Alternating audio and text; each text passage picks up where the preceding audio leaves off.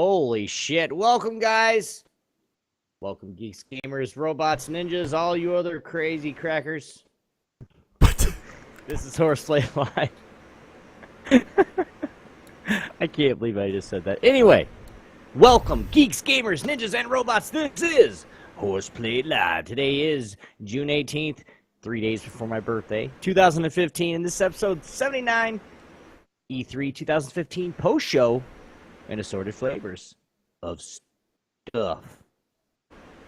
Yeah, that sounds about right. Before we get into all the fun ahead, guys, on this episode, I'm joined by someone that you guys might know, or should know, per se. Everyone's favorite filthy hardcore casual, the bear lizard himself, YogiZilla. What's up, big guy? How you doing, buddy? What's up? There it is. How you been, man? Good. You might have a little bit of white noise in the background for the live audience, which will work out post-production, but I got fans running because our central air unit blew out. Good times. Well, it didn't blow out. It didn't blow out. It had like a leak somewhere, so they're replacing the whole unit because they filled it up with the Freon, and filled it up all the way, and then the air started coming out cool. I'm like, oh yes, and then all of a sudden it's like beep beep beep, and I was like, great, and we're having record highs, a heat wave. Yeah, not a good time. My actual board on my furnace went out. Well, if you know that, the air conditioning, your central air, is actually hooked into the board of your furnace. Well, mine is anyway. And so when the furnace went out, the board went out, it's told the furnace to stop blowing the cold air that was coming from the air conditioning. So the only place I could feel air is right on like I had to be touching the furnace. It was cold. That was it. Because it would go, the air would come to the furnace slowly, and then there was no blower in the furnace to blow it out. So and then we had to change the thermostat. I mean, it was like $1,500. But we had a friend of the family actually give us a really good deal, so thank God for friends, right? Heating and cooling systems are expensive. Yes. The guy was telling me that, and I remember when Freon used to be pretty cheap, but I remember it started getting more expensive. You get a small can of Freon for your car, you know, with the little blue nozzle and the red nozzle, which now is $5. Yeah, for just a small can. Now Well, it's like 20. Well, yeah, it goes up and down, but for a big drum of it, like a propane size kind of tank, it's like $500. Right. That stuff is like liquid gold. It's crazy. And then it's just a gas that just dissipates. So weird. Anyway. That's what happens when it comes out of me, too. Yeah, I knew it. I saw it. And I took it.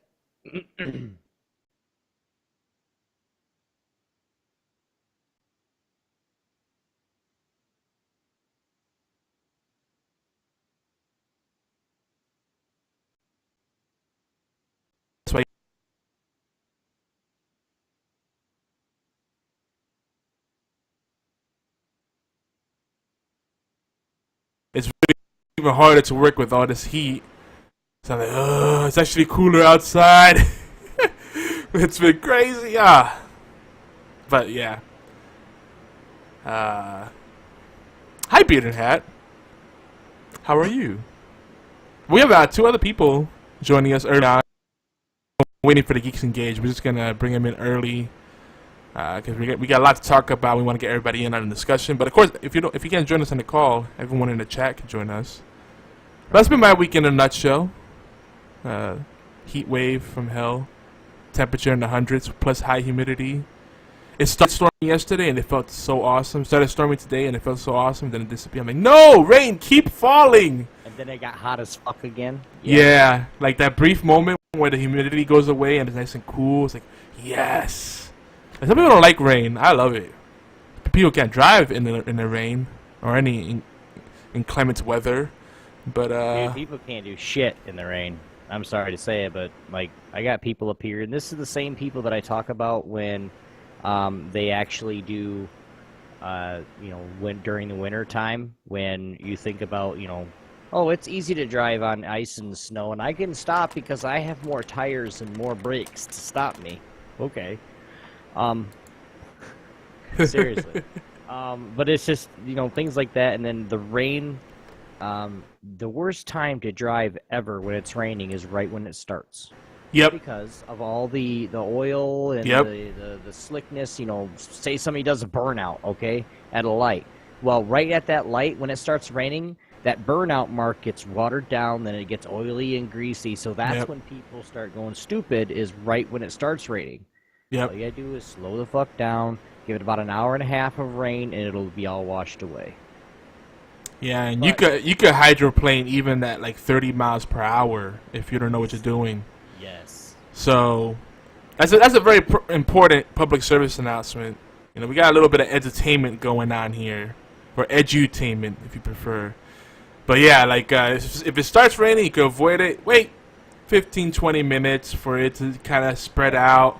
Cause even the exhaust, that creates slickness. Like I said, just the raindrops alone that's hitting the ground constantly, that's what breaks everything up and washes it down. So like I said, even about 30, 45 minutes to an hour of it raining, it's all washed off. Because a little sprinkle doesn't wash shit off, it just makes everything worse. Yeah. Yep. This week, for me, has been not really crazy, but it's been crazy. Got to see my wife an extra day. Yay. But it's not for an exchange student thing? Yeah. You lend her out for a few days at a time? Yeah. But see, that'd be it's called an exchange for a reason. Like I would get something back. So it's not even an exchange. It's just me give my wife to grandma for 2 years or a year or whatever the fuck it's gonna be. But it's to the point where we're doing good and gaming a lot. CS:GO team is doing really well. We got a full team. We can make up 2 teams with the members, which then we're gonna start getting it to where we're gonna make up the main team and then the sub team kind of thing. Got an ARC server. Now this is something for, yes, I got it, but this is something for GeekyAnt. Something that, everybody's been playing ARC. Everybody wants to play ARC. If you do play ARC, all you got to do is go into the unofficial server list. When you go into the, the starter page, you go to host, go to the unofficial, and then type in GeekyAnt, and it's right there. So, yes, I have admin, and yes, I can spawn you and everything that you want, but I'm actually gonna start over.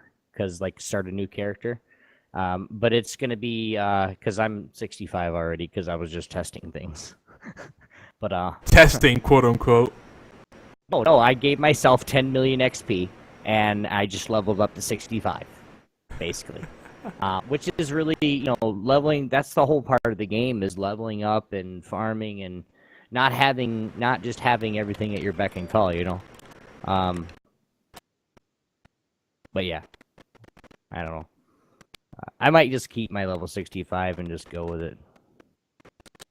I have no clue. But everything's been fun. If you guys want to join us, you guys can. Like I said, unofficial server, and then type in GeekyAnt in the search bar, and give it a few seconds. They're still working out the bugs and the kinks and the connection stuff, so... it looks really good. I've been watching you guys play. Dude, we were talking about you last night.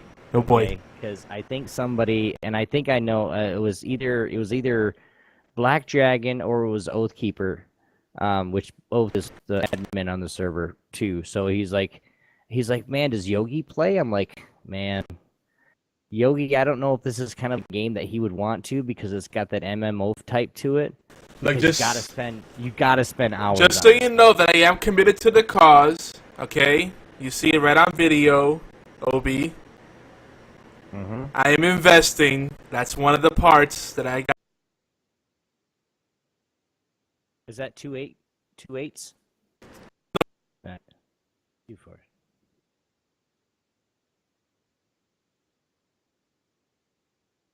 Sorry. Once I get an upgrade, I'll send you this one. It supports 64. Yeah, it's got like 8 slots for RAM. Yeah.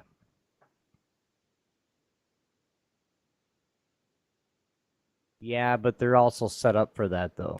Like, Yeah, if you but put the system of a console and put it into a computer, the computer's gonna be shit. yeah, but you forget that I also know how to optimize games so that they run well. You know. You know what I mean? Yeah. For the average user.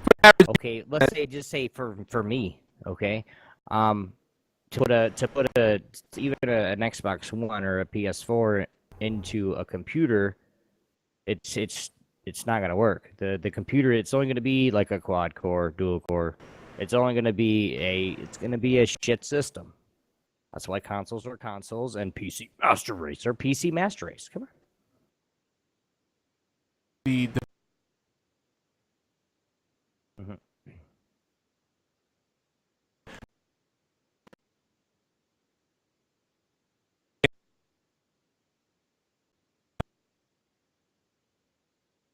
the and So I mean that right. Well, so the motherboard and the processor will help you then, basically. you know, it is bad expense. My wife says I get to get any of my upgrades once a year at Christmas time. Oh, If you're looking for Christmas time to roll around, and I might just get something else new. I something need some to more look forward RAM. to. left over. Yeah. I need some more RAM. Like I have 8 gigs right now, but I'm streaming all the time. We're playing these high RAM games, and so I want to get 16 just to have it. But I'm gonna be putting another video card on my computer too. So yeah. There's a lot of chat already in our Twitch here about E3, which we're gonna talk to you about.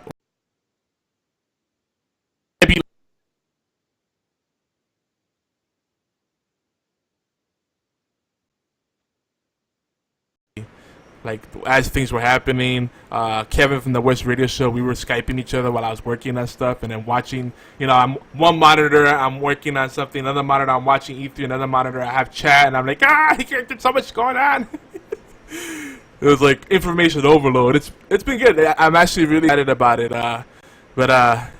So we're gonna table some of this discussion because if not, we're gonna go off on a rant. But let's welcome our 2 other guests that are in here, Lord Rakdos and Morgana Freya. Hello. No? No, talk at once. What the hell? I was waiting for him to go first. No, you. No, you. No, you. No, you. No, you get yours when you can get yours. Damn it. All right, well, I got mine. Hey, guys.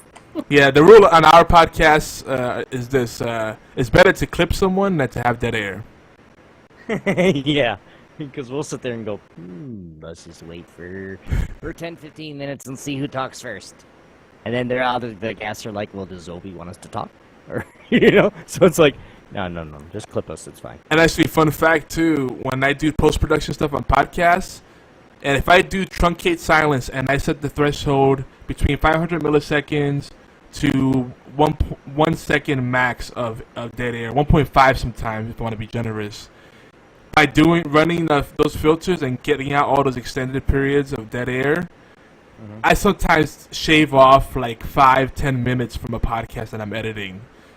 That's crazy, if you think about it. Yeah.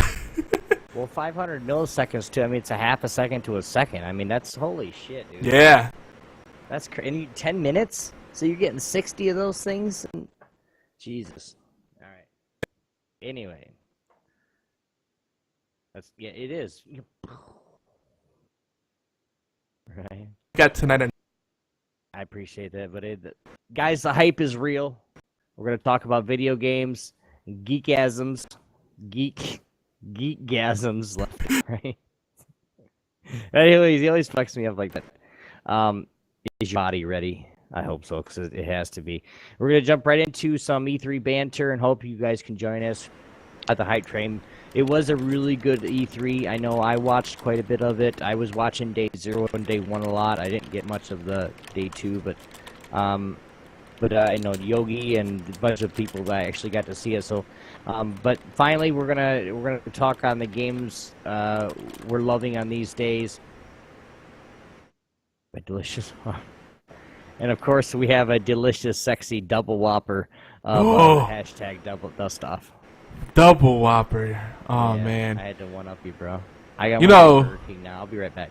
Fast food burgers may not be the best, but that grilled, flame broiled flavor of Burger King is great. But sometimes when you go to a Burger King where the employees clearly don't give a shit, and you get that dry burger, such a sin. You know, Nobody wants to ever go to a fast food restaurant with me, okay? Because Yeah. this is how I think. you Fast check the food patty. is called fast food for a reason, right? You're supposed to get it out fast, and you're supposed to be good, okay? McDonald's is not the best burgers, but the McDonald's around here, it's to the point where, I mean, their shit is on time. It's fast as hell, and it's actually cooked. I mean, it's actually good. It's not sitting in a bin for 10, 15 minutes while it dries out. It's actually good. The fries are always good. Burger Kings, I don't care what they do, and some people know I've worked at when I managed one for a while. But it's just, I was livid when we'd have, food waste. But then on top of it, I was pissed off that my drive-through times were so high. Then I was on top of that, I was pissed off that we were making people really shitty food because people were coming back. We can't win for lose.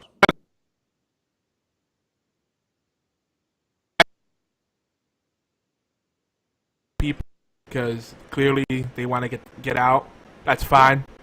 If I walk in, sometimes we'll drive up and we'll walk in. We'd rather wait and get that quality food than have them rush it. And you can watch them, motherfuckers. Exactly. And it's very rare that they'll mess up an order if you order in, even if you get it to go. Because how the Burger King in my town is set up, you have the counter, okay? And then behind that counter, you have the fry station and then a wall where all the vats are at. And then so you can see through the fry station to the prep tables, to the stations, right? So we can see them putting that mayonnaise on. We can see, like, if they drop the mayonnaise down on the table.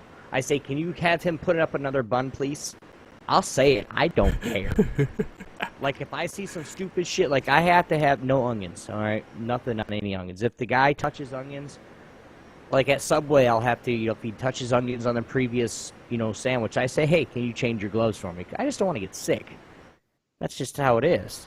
I mean, for one, I don't care whether your slogan's my way, right away. It better be every restaurant that I go to. It's my way, or you can suck a dick. I'm not gonna, That should be the slogan right there. You should be a marketing guy.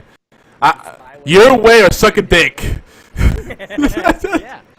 Hey, that's what it is. But how the slogan for every restaurant. But I mean, it's just it's really funny when you get a sandwich. And this is the last thing I'll say, so you can talk. When you get a sandwich that you're like, you're waiting on it. Like, I'll go into a Burger King and I'll say, like, oh, that double Whopper with cheese. Nope, I waste it every time. Let's just get a really nice juicy Whopper with cheese. I get lettuce, ketchup, mustard, and mayo on it. Light on everything. Try not to get too juicy or sloppy. And then I dig in. If they're not good, I will bring it back. And people hate me. Well, why didn't you order it that way? Well, if you listen to my order, I order it the same way every time. I don't put tomatoes on it sometimes. I don't put pickles on it sometimes. I order it the same way every time. Yeah. My wife don't have to ask how I want my food. I hate tomatoes, I hate pickles, and I hate onions. Don't put them on my sandwich. Yeah. Bro. Yeah. That was a second and a half. Good job, Yogi. No, it always comes back to food. One thing I've learned, especially when you have guests or you have a large family like I do, those Burger King or even McDonald's cravings, they're all right, but I think better have them few and far between. Yeah, it gets expensive. It tends to be less satisfying. The best for your buck is pizza or Chinese takeout, if you like those things. Yes. And the Chinese takeout if you're smart about it, you'll have leftovers for a day or two, Well, and it's still good. Right. At the Chinese place, for me, like I'll go to KFC every now and then and get a bucket, you know, 2 buckets or whatever for, it depends on who I'm having over or whatever. But then I'll have 5 or 6 pieces of chicken left over. So then for the next 2 days, I can eat that chicken no matter what way I want it, I can do it. I can make a chicken salad, I can heat up the chicken and just have the old classic bread, hot sauce, and chicken. I mean, dude, come on. Chinese place, I get 2 crates, and it's by the pound. One's got noodles and maybe some fried rice, but they make me fried rice with the onions, which is awesome. So like I'll have it just at different spots, and then the other one will be all meat. Yep. Like I'll get General Tao's, I'll get some of the squirrel on a stick. Yeah, because when you get the combo platters, you're talking about when you get the combos, they skimp out on the portions, right? Yeah, they do. Yep. That's a universal thing, no matter where you go and get Chinese takeout. This Chinese place is full buffet. Like if you want takeout, they don't deliver. I wish they delivered. But if you want takeout, or you could sit there, it's a full buffet, and you can just get whatever you want. You pay for weight if you're taking out, and then basically if you're eating it, it's as much as you can stuff in your gut. The buffet. Even if they make, and you know what I'm talking, right? The squirrel, I call them squirrel on a stick. Yeah, they call them satay is a word. Well, you know what I'm talking about, right? So you know when you get those ones that have been sitting in the pan for a long time, and they're really dry, and they're really tough and shit. Yeah. There was like literally like 12 in this pan, and I got one, and I sit there first, and I tear it apart, and I take a bite, because if it's not good, I'm gonna tell them, because I get that every single time, no matter. And I'll eat 5 or 6 of them. Oh, it's so good. If they're moist, if they're dried out, I'll get my white rice, and then I'll get a little bit of the Worcestershire sauce, and then the squirrel on sticks, and and then of course I'll go back for General Tao's and noodles and all that other shit. I know. Okay. You're getting hungry too, bro. Yeah. Let's please do something. They talk about In-N-Out Burger, Red Robin. I have a Red Robin by me. Well, not by me, but it's about a 20-minute drive. In-N-Out. What about Hot Now? Oh God. Does anybody know Hot Now? Five Guys has the lean meat, you know, the 60/40, where it's not super greasy, but it's got enough fat that it's got flavor. Oh gosh. Yeah. What's the other one? The other one's 70/30. They have the 20/80, right? I probably have the portions wrong, but the one that's really, really lean, I don't like. I like it a little more close to 50/50. Yeah, you don't like the 70/30, which is 70% meat, 30% fat. It's lean. But that to me, like the 80/20 is like no fat at all. Yeah. Like none. Yeah. 70/30 is a little bit of fat. Yeah, 70/30 is good. 60/40 is good. 60/40 is what they sell at the store. Basically, if you go to the supermarket or whatever, they sell 60/40 there. I mean, you can get that. It's either 60/40 or 80/20 is how they sell it. To where 60% the beef, and then that's just too much for me, bro. That's too fattening. Yeah, but that juice is all the flavor. Fat. Yeah, but it's the flavor, though. The only thing that's bad about that, if you overcook it, then all of that just fizzles away, and you end up with a hockey puck. It's like, where did all the meat go? So you want it somewhat lean, but the really lean stuff, no. So 60/40 is a good starting point. 90/10 is super common where Being and Hat is at. So 90% meat. Wait, 90%. The first number is the meat content. The other one is the fat content. So I don't think that's really lean. Like most stores won't do it that lean. Like I'm talking like stores as in not a meat market. Okay. Yeah, like a supermarket, like a regular supermarket. Like a butcher shop is different. Or I'm gonna say it. I don't know if they have butcher like meat markets in there, but like a Piggly Wiggly, you know, a Walmart, you know, those meat departments. Yeah, I said Piggly Wiggly. Or Kroger, or Publix. See, but Connecticut's got a lot of beef in it, so it's like, and it's a lot of lean beef too. Safeway, that's another good one. Fred, no, not Fred's. What's Kroger? No, it's Kroger out on the West Coast too. There's another Ralph on the West Coast. Ralph's and Kroger are the same. Ralph's is thing. I think the furthest Ralph's that's east is in Missouri. Yeah, something about right. Because I used to go to Ralph's every week. They got a nice. Hardee's stop being Hardee's and turn into Carl Jr.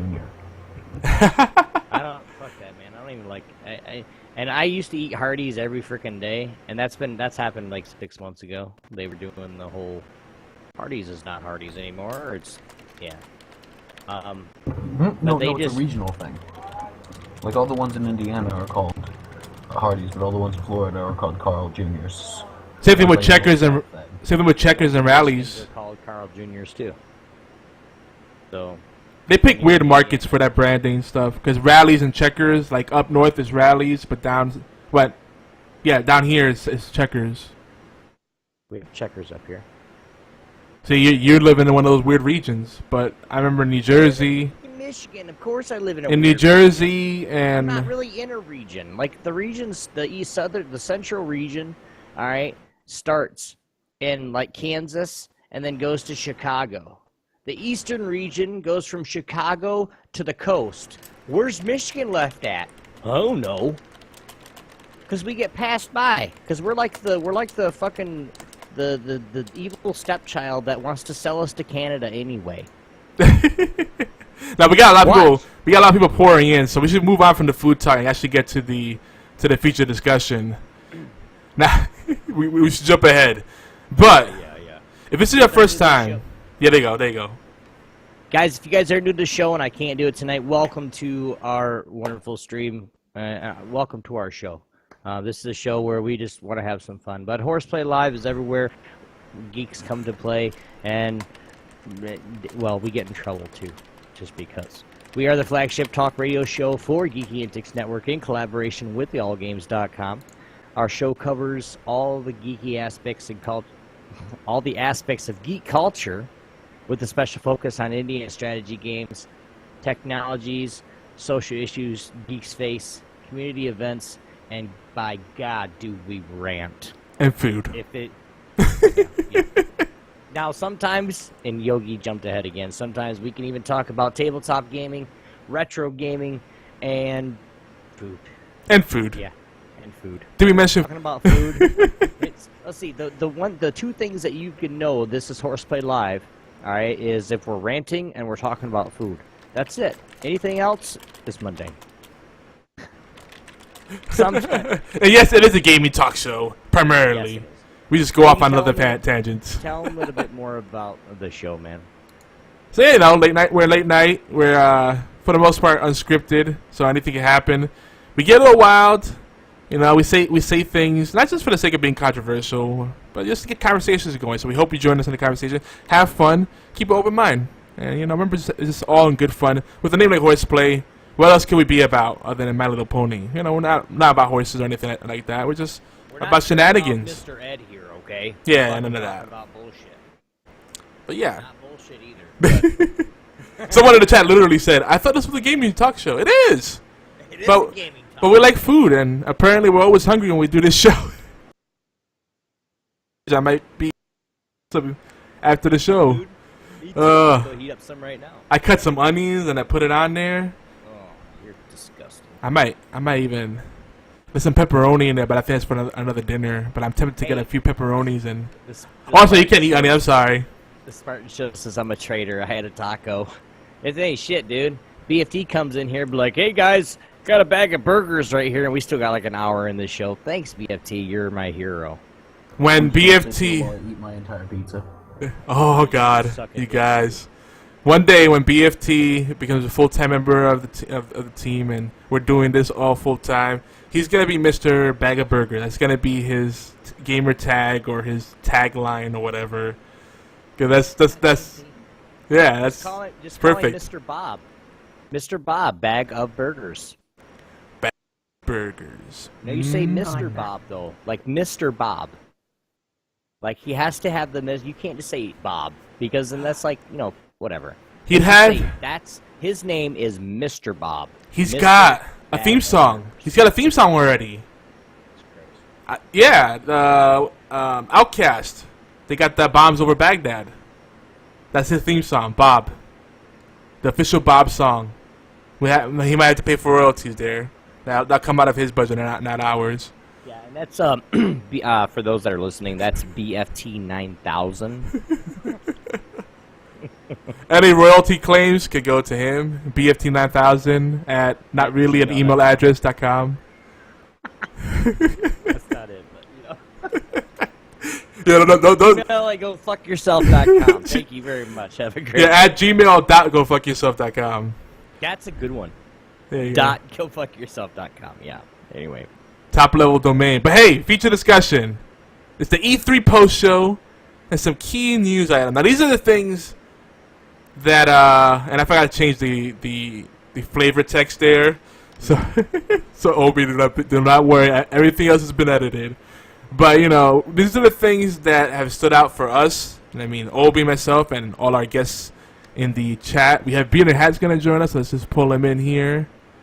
And I think this GeekyAnt guy, I think that's IB Loud. So let's bring him in here real quick. Hello, guys. Can you hear us? I can hear you. Oh, Can you hear me? baby. Who is GeekyAntics? It's probably IB Loud. Whenever... Am I right? Babe? Hey! Yeah, I'm gonna just mute it so that I don't hear you stream as you're talking to me. So, hey, how you been? Yeah, could that be awkward? Hey, how are you? Hearing us twice over. I wouldn't want to hear that. I don't want to even hear myself like that. Yeah, that echo's rough. Yeah. Well, good to have you here, guys. I'm stoked about the discussion tonight. It's going to be very topical. We're going to try to avoid going off on too many tangents. We took care of that at the top of the show. I'm stirring up a hornet's nest on Sunday. Oh. I can hear you now. You hear us all right? Every time I turn on the stream, then I hear you. When I turn the stream off, then I don't. Oh, I'm an idiot. I'm hitting the wrong button. Oh. Derp, derp. Yeah. Go. We all do that. I don't know anything about computers, and wow. We've all done that plenty of times. Oh yeah, Let's I just chop did it it up. Let's yesterday. get it right. It's okay. Everybody mutes himself all the time. Oh yeah. Come on. Let's do this. Let's what you got? You've had me cracking up. I can't wait. You two are my day. You're my day. Did you just have an orgasm? Just curious. No, we could do it, 'Cause it- Herman, Sally. But I. Get I mean, it 25 just sounded like it. You're just like, I don't know. I'm not used to this level of praise. Oh, You guys sound awesome. oh my god. Now I have to say, one thing I will say, if you ever go to any of these conventions and just watch them, it's kind of weird. Like I always pay attention to the chemistry between the presenters and the guests, and how the different people, the personalities interact with the audience. Sometimes it feels so awkward and like forced, and other times it feels so natural and warm. Ready to say, can we just talk about how well some of those people get paid to make that look good, and how much you can tell some people seriously aren't getting paid enough? So they don't look good? Yep. I'm sorry. Yeah. It's like, if you're really trying to pay the bills, look enthusiastic about it. Yeah. I gotta say with that, Aisha Tyler, who's the voice, I'm jumping ahead on the notes, but I want to just say it right now since we're there already. She's the voice of Lana Lane on Archer, I believe. Lana Kane. Uh-huh, What yeah, the yeah, hell? Lana Kane. Hey, I got the first name right. I love Archer, but I'm bad with names. Hey, give me some slack. She's also a podcaster. She does the Girl on Guy show. She's a real gamer, an actual authentic gamer, not a suit that's being paid to say that they like video games. Oh, come on. Shut up. That's not possible. She couldn't get me cooler. I know. Yes, there are women that play video games. I Orgasm, know. go. And if they show the boobs off, it's because, seriously, you're going to look at them anyway. Might as well be on my terms. Oh man. I tried showing off my boobs. It didn't work the same way. We're gonna dive, like I said, dude. We're gonna dive in. You want to talk about that discussion? Come Sunday. All right. So Oh, I'll The come gamer whenever you girl want to. discussion Just kiss is me being first. opened on I Don't Oh, Kiss God. Anybody. wait, are you getting Renee? I don't want to name drop, but there's some big I- name streamers that might be on the show. Yes, and there's Can we another. do that? There is another, and I'm just gonna give you guesses. If you guess it, don't guess. I'm not gonna say yes or no. Whether I'll tell you, Yogi. But there's another streamer out there that's a guy that just blows the girl gamers up. He might be coming too. Oh boy. You mean blows him up? Are we talking like he just goes in? Or he calls them Like, out on he- BS. He calls them out a lot. Like, Okay. bitches be Oh. crazy. Okay. That must be something you see That's in the side. that's a what's the word I'm looking for? That is a Oh. quote. That is a quote from this guy. Bitches be crazy. Okay. And mind you, it's not all of them, it's not even most of them, but the ones that do it are sadly, some of them are very pervasive. Let's just say that. Anyway, Okay. let's get back on Okay, but E3. wait a Let's get back on E3. Let's get back on E3. Yeah, let's not ruin No something. more eye candy? Okay, let's go. So, alright. So we got... I'm going to go through some of the main talking points, so we can kind of have a roadmap, and then we'll go through it point by point.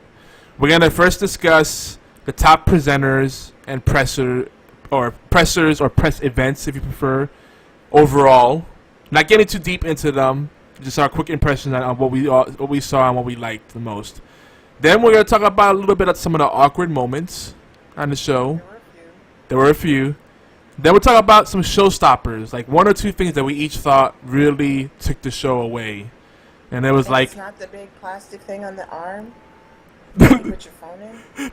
the Pip Boy. Oh gosh. I'm sorry. I jumped ahead. I'm spoilers. Oh gosh. Oh man. But we'll also talk about our favorite games that were revealed overall. And we have a few that we'll talk about. We won't get to all of them, but we'll talk about a few of the ones that I think we can all agree are significant. I want to talk about a little bit of what some of the Geek and Sundry stuff that was out, particularly Indiecade. I love what they were doing there, and it's kind of a shame that they had so many streams and live events kind of taking over and superseding that, but they did a good job trying to create their own little hype train on the side, and I was really enjoying that. I want to talk about the indie scene. I think it's one of those things very divisive for us gamers. Some people love the indie scene. Some people feel like, oh, the puppy, hello puppy. Is she licking your arm? Aw, what a sweetheart. RCA. And then we'll talk about the controversial stuff. The conversations that have come as part of E3 or going into E3 and maybe have been aggravated. And I think and then overall impressions, and I think that'll hold us over. That might be the whole show right there. I don't know if we'll make it through this. And no, it's not Bob the Builder. So Come on, why don't we do a 6-hour stream? how many hours? Come on, I got all night. Baby's sleeping. Let's do this. Oh man, I do want to say. Say that, and then the baby wakes up. Oh. Baby's with mommy. I am golden. Yeah, this is a treat too, cause we never get beard on a Thursday night. This is a rare treat. We're gonna party. Better be a party. Now, I'll give you a party, sweetheart. Come on. Don't threaten me with a good time. You got any popsicles? Let's go. I like bomb pops myself. now I want a popsicle. Stop it! Stop talking about food, guys. Alright, no food. E3. You're gonna get. All right, so real quick, we're gonna do a little round table. We're gonna attempt to go around and talk about our top, off the top of our heads. Gonna there's a lot of them, but like the top 2 or 3 press events or presenters that we enjoyed. Okay, you wanna start it off, Beard? I know you have a few. Sony killed it up until Black Ops. that absolutely derailed the whole thing. Microsoft was pretty good, and Nintendo was god awful. That's my straight opinion across. Nintendo with their puppets and the amiibo push and all E3 or all 3DS. Stop it.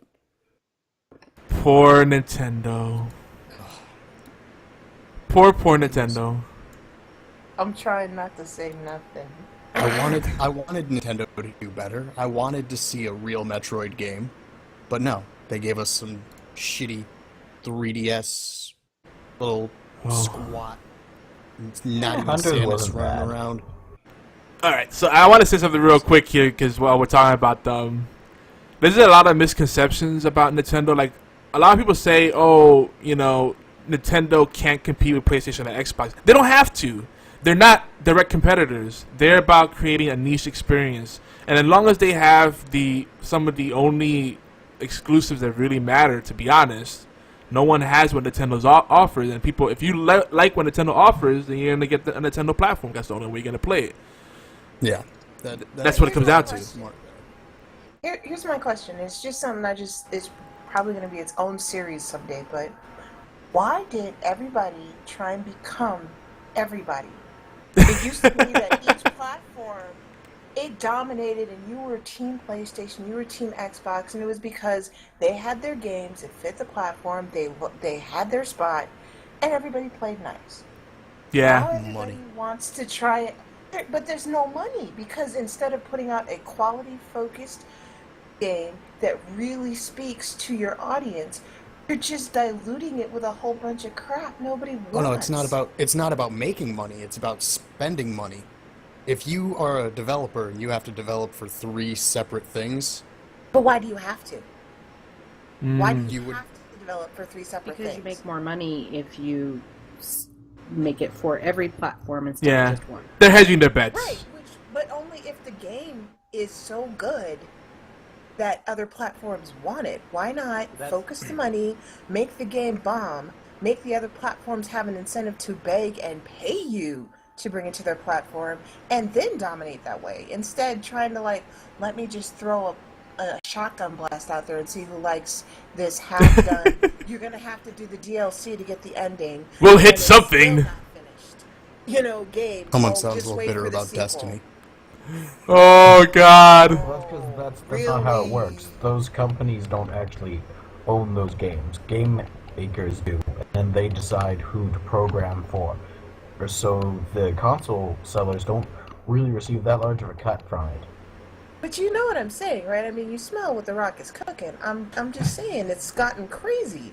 I Yeah. know the logistics. I get the business side. I mean, you can justify doing anything dumb and make it sound good. I mean, it's called marketing. But I'm saying, if you look at there are people who are going back to the old vintage nostalgia back in the day, 8-bit, when I was just reading how you could fit a game on a 64-bit cartridge and it would entertain you longer than some of this crap that it doesn't even fit on 6 gigs. Yeah, it's crazy how much more technology we have now, but how underused it is. I mean, during Atari 2600 days and ColecoVision, television, all that stuff. Now you know what I'm talking about. You speak in my language. 4K and 8K files, and they put so much quality into that. NES was under. I think the typical game was maybe 64K or 128K tops, and then some-bit era was more like a megabyte at most, and that was huge. There were the mega ROMs that had 4 megabyte. Or 8 megabyte, and that was really rare. That was a big deal. Like, this is an 8 megabyte cart. Like, whoa, dude. You understand what I'm saying? Yeah. I think You don't have to be creative when you have all that space. That's true. The technology has made people lazy. We have all the possibilities open, but no one's trying to take that risk or be innovative. But the other thing too, I agree there is a lack of identity across platforms. But there still is some glimmer. Like, I still feel PlayStation is more for people that love story-driven experiences, more single-player type things, or lots of ports. It's a port station. Right. Getting back to what you were saying about lack of creativity, what do y'all think of No Man's Land? Because I saw that on E3, right? Or am I just crazy? No Man's Sky? That's it. It could be fantastic, or it can be painfully boring. Well, it's an awfully auspicious project, because you see when the guy zoomed out all the way, he's like, this is one of the planets, and this is the star system, this is the galaxy, and we'll zoom out a little further. This is the, I don't know, so you have, solar system. Yeah, It's a lofty goal. he went really far out, and it was just like a bunch of little tiny stuff. See all those millions of stars? You could go to all of them. Like, what the hell? Wait, what? What is this? No Man's Sky. Which, by the way, one of the bombs they dropped is coming to the PC. Well, Yeah. that's been known since it That started. might Yeah, but they were for a little while, they were trying to say that Sony was gonna lock that down as a system seller to get people to jump on there. That was, and so I'm glad they stuck with the PC and the PS4, because I mean, as much as I would want to play that, I'm not gonna get a PS4 to play that. Sorry to say. No hate on my fellow PlayStation people. I'm just saying that's one game does not make a system but purchase. No, not at all. See, you Bloodborne. say that. Yeah, Bought Kate and a I, you system beat me to for it. one game. What game is that? Well, it was back in the day when it was me and my daughter. She was younger, and I hated being the bad guy all the time. So, we got an Xbox. Well, we came up from the Dreamcast, but I digress. Someone Ooh. stole our Xbox. So you went to the So- Dreamcast 2. No, someone stole our Xbox. Xbox is the Dreamcast 2. Come on, guys. Oh, Almost. so I ended up getting a Xbox 360 with all the works. Our game was Dead or Alive, and her game was GTA. Yes, I know. What was I thinking by GTA? It made her happy. I got her the TV to go with it. We had 46 inches. Yeah, you've never seen a happier kid ever. Crashing cars and running over hookers. Yep. I did it. Better do that in the living room than out on the streets. That's right. It's a controlled environment. I agree with that. I did know where she was all the time. That's the concession that I've come up with my wife. It's like, well, at least they're not selling crack on the corner, so They're selling it on the corner. It's just virtual. it's just virtual. Exactly. They Yeah, see but then- the pearls. Then you want to foster like the entrepreneur spirit, and then kind of push them in that. I don't know. Oh, my daughter was hard on them hoes. He was a worse gangster than most dudes. It was so bad. I swear, her pimp hand was strong. Oh man, the chat's going crazy. BFT saying that Xbox One's losing the system sellers, but by all the games going cross-platform between Xbox One and PC with the Windows 10 and all that, they're not losing it. Because they already said they're not trying to get the PC gamers to come over to Xbox One, but what they're doing is now the PC gamers can play with the Xbox One people and vice versa. So now there's not that huge rift anymore. I love that, and they're not gonna lose. They're not gonna lose money. They're gonna make more money. Yeah, and at E3, one of the first games that I think is going to be a game changer is going to be one of those games that can do that. It's called Gigantic. Have you ever kept up with anything that's going on with this game? No. I can't speak to it because I know people that work there. All I'm saying, I would say, and I've been dancing around it. It's a great game. That's all I'm saying. Yeah. I'll talk about it more once I'm in the debate on the Xbox One. Then I'll be at liberty to speak about it. What did you think about it? Be surprised. It's like you know we don't have surprises as gamers anymore. Just enough to give you a taste, and then when the game comes out, you're like, "It's raining! It's take my money." Just Yep. That's why I stayed off of most of the internet for the week leading up to E3. I actually wanted to be surprised, so I stayed away from stuff. Okay, somebody is giving a thumbs down to Gigantic, or you just had to suck on that. Fuck Gigantic. The only- Tell me why you say that. Y- I really want to know. Because Obi hates anything that comes out on console. No. What's a PC game too? No. I'm gonna save Obi here because we had a discussion about this. The only problem with Gigantic is that they're trying to avoid using the term MOBA when describing it. It's a MOBA though. Embrace it. That's what it is. I can't say that, but they did finally break down and call it a shooter MOBA. But from what I've heard and seen about it, you know, what's out on the web, if you really look at what they're showing, it's not. You can't say it's like Smite. You can't really say You farm minions and then you get your boss. It's a fucking MOBA. For Gigantic? No, there's no minions to farm. Multiplayer online battle arena. It's a MOBA. But there's no minions. You don't need minions. So? There's other MOBAs that haven't had minions. I think Demigod was like that. It had giant creatures, and you had to fight with them, push with them. So it's kind of like what Gigantic does. I mean, is that a brand new concept? But it is a beautiful game, and it does have some unique thing. Like I like how they take some of this. It's a vampire MOBA that has no No, minions. I wanted to call it arts. Arts. What is? I gotta look up what arts stands The for. action real-time strategy. That's what League of Legends call themselves. Yeah. Yeah. Which is not. I don't know, man. I just. But whatever you call it, it's a cool game, and it has some like flavor of like Team Fortress 2 in there and all that stuff. So It's got a badass black sniper chick that I would cosplay, and I want the gun. oh man, yeah, I see a lot of cosplay potential from the characters because they're kind of all cutesy. It's got like a little kawaii thing going on. Oh god, Aisling, she's so adorable looking. Oh my gosh. Yeah, that's why I think this game. That's a big reason this game is really endearing people. Anyway, let's keep going to the other presentations. Did anyone else see any other presentations? Any presenters? Any press conferences that they particularly thought stood out before we move on? Anyone? No. Okay. Bethesda was good. I like Bethesda. Okay. Morgana. Morgana. Watch these at Day Zero. Just the presenter, he did it well. The presenter for Bethesda was just amazing. Yeah, I really felt like Bethesda set the bar really high on Sunday, which a lot of people didn't realize. Everybody was advertising Tuesday.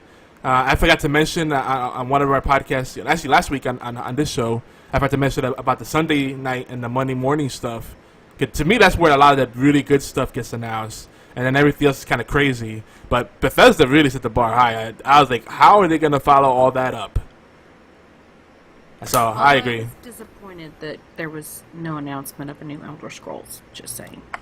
Well, that we knew, we called that. They were not going to make another Elder Scrolls and bite and dip into Elder Scrolls Online. They got to see that through all the way. Instead, what they gave you was Elder Scrolls. 2 years out of that.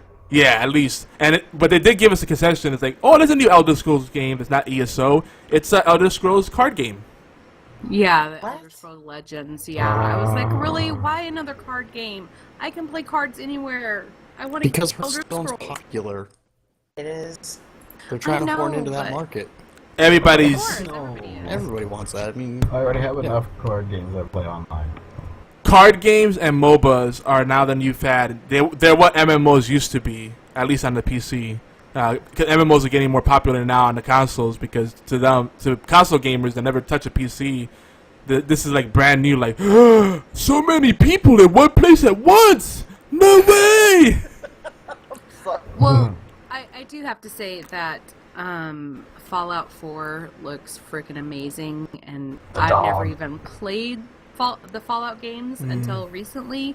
So, I mean, it looks amazing. I can't wait. Obi's like, You know what looks amazing, and you guys can agree with me or disagree, but I'm still going to think you're wrong if you disagree, is Ion. which one was Ion? That sounds familiar.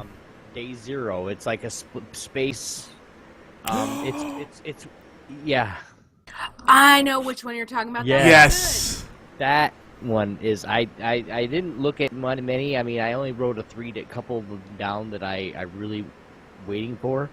On the downside of that, when they did all the introductions and they brought the newer developers that are actually starting to come to Xbox and work with Xbox, which was really cool.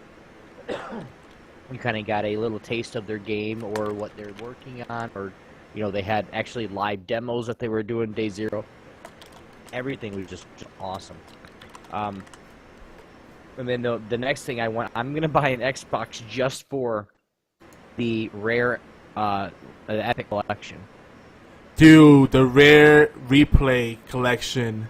30 games, $30. They're all upscaled, and they added new features. It's not just a collection. It's not just this remastering crap. They're adding new content on top of what's already great. And this includes up through 360, the Viva Pinata games, which are actually really good. They are guilty pleasures. We're talking like old school. Battletoads. It's a Battletoads. Conkers, yeah. Yeah. Command and Conquer. Who- Conquerors. Command and Conquer not in there.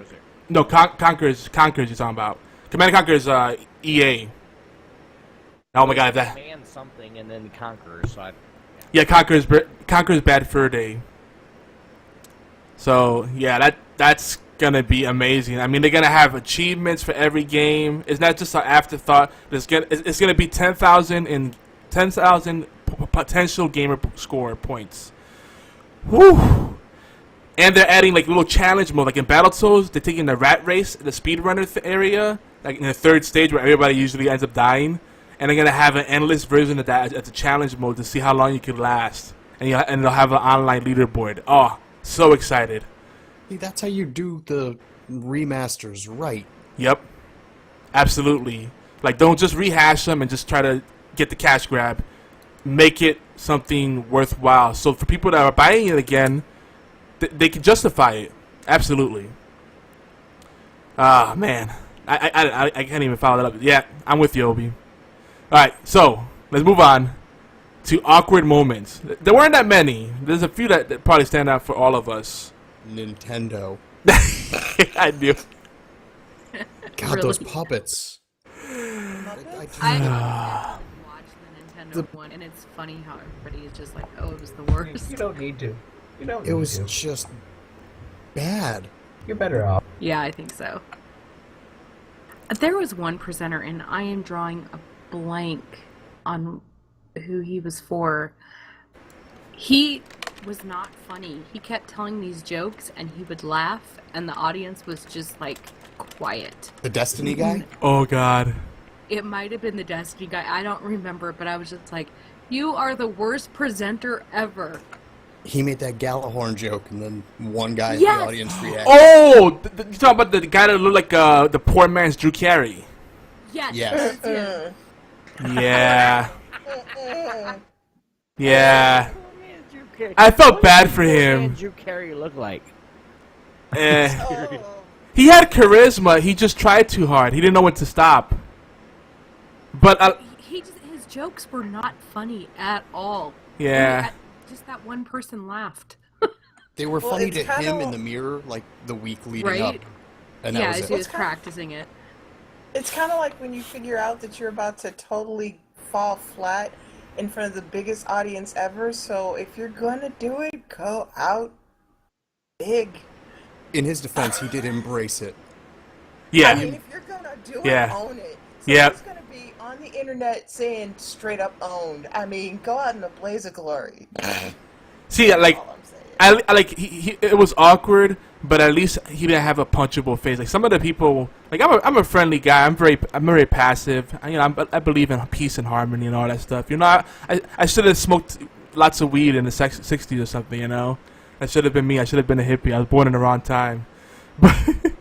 But some of these other people, they did a lot of the salesy talk, and they talked with their hands, and they were kind of stuffy, and then they were trying to be posed like, oh, playing video games. I love video games. Like that their Halo game and the Sega Genesis and NES. Hey, I play on the Segas and the Nintendos. Yeah, I'm a cool guy. Like, shut up, stop. Just own the fact that you're a suit and you don't really care about this and you're just here to present. I respect that more. From the Oculus Rift made me want to strangle him. I've caught a glimpse of that. Yeah. Oh, he might. Yeah, they might be into that stuff. Yeah, I wouldn't put it past these Just guys. like his natural thing that he does when he's nervous, so he can. I have y'all talking about the parts where just what I could say would be so. I'm trying not to. You're trying not to go in a dark place. I mean, why? Embrace the darkness. Why young is one. why is every single CEO since Steve Jobs has gone to turn a profit in heaven tried to be epic rap battles on stage like they can just Because they they're have not presence. young, but they want to pretend that they are. There you go. I just needed somebody to say it more. Hey, That's now, how you do it. I'm old and I pretend to be young. I mean, okay, But it's President I'm of so good West at You it. It's do it authentic in you, style. though. It's not. It's Hey. not this disingenuous look at me. I'm old and I present as an old fuck, and I don't care. Yeah, but that's what I'm saying. It's No, like you when you're present doing an it old like guy who plays kids video games and you embrace it. I'm just saying though, like you guys are authentic. Like he's saying, it's like if you're saying it and you're owning it, and it's like you're gonna go down with the ship. It's not a suit you wore that doesn't fit from the Goodwill and still got, it was 99 cents. Macklemore. Here. Oh man. Saying. Oh man. Yeah. Just, Thrift shop. Re-rate that, you know? Yeah, I mean, how many parodies were on that trying to get on that train? It was like watching that happen at E3. Yeah. Yeah, I think they need to have more authenticity. Always be marketing, hype train, and salesy kind of talk for the most part. But even Aisha Tyler rather.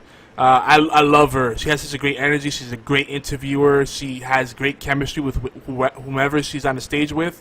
She is the life of the Ubisoft or Ubisoft, whatever they're calling themselves. I feel like they alternate with how you say it all the time.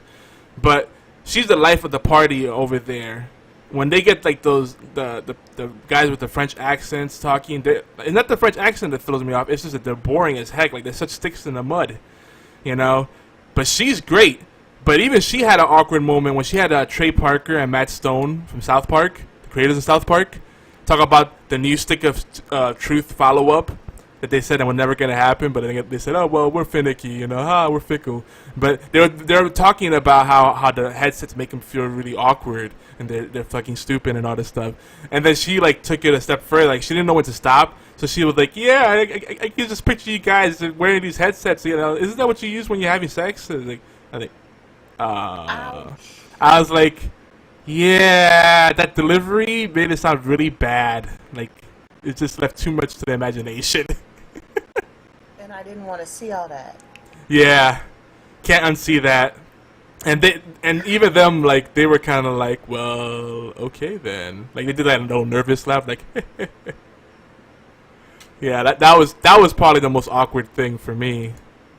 Can I say something? That just her like I could tell like they give her a lot of the jokes to say, but some of the stuff she's ad-libbing. Yay. Yeah. What? He said yeah. He's like yeah. Oh, but you know, a lot of times too, they're giving these guys prompters and key cards, and I feel like they should have some wiggle room to deviate from those things.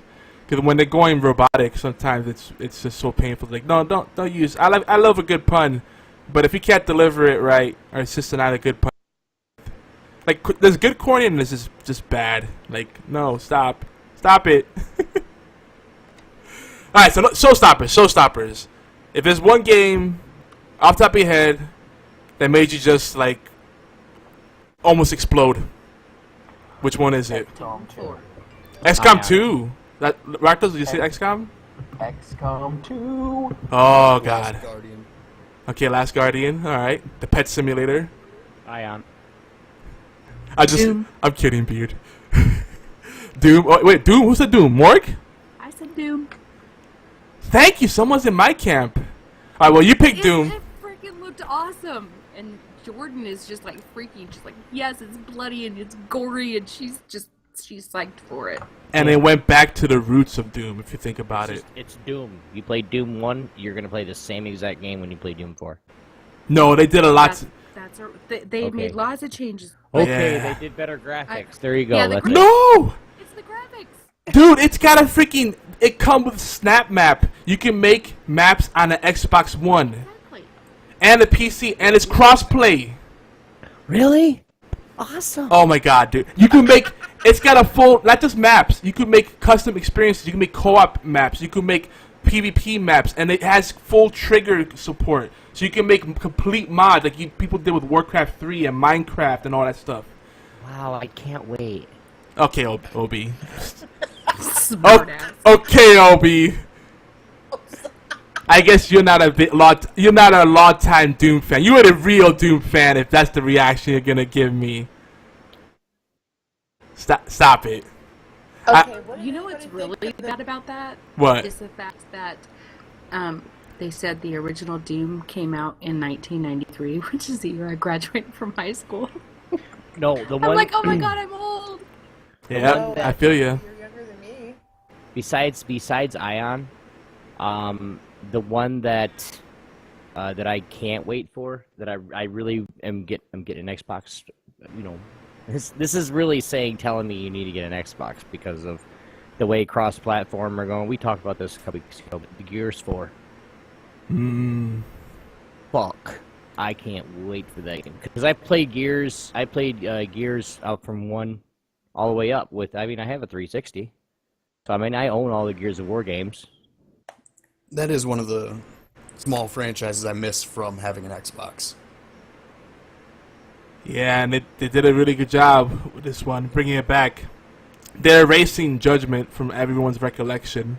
Thank you. Trying to erase Judgment from everybody's like. What's that?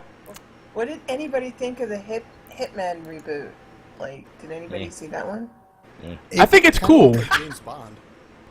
Yeah. All the other Hitman except prettier, so therefore I might play it because all the other Hitmans were pretty good. Yeah, they brought back the contract system. They have like this pseudo kind of MMO type thing going on where like this is a persistent world and like random events that can happen.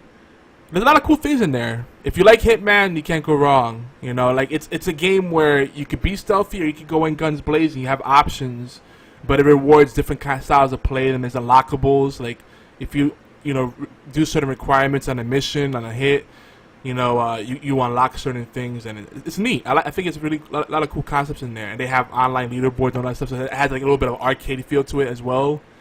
They're doing some good stuff with that. That's why I really like the Hitman games. There's no one right answer to Exactly. the problems that the game gives you. You can do whatever you want, and that's what I love. Games with multiple solutions. Yep. That's why XCOM is so dear to my heart. Absolutely, because that's as XCOM is as dynamic as it gets, and sometimes XCOM is even worse because you lose a squad member, you're never getting them back. There's no revival. Like that person's dead. All that gear and everything. Oh, I know, it's so sad. Losing a sniper is like losing a piece of artillery made of gold. Or you're like a dummy and you send like your highest level guy up front to like scout, and then he goes into like an ambush, and you're like, well, I lost him. Or you forget which one's your medic and have him in the sacrifice move.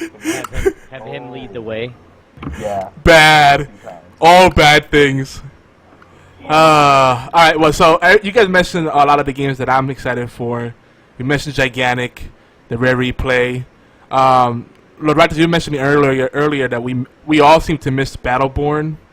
This is a big Xbox One game. It's also gonna be on PC, and it's a MOBA that, yeah. Gearbox MOBA?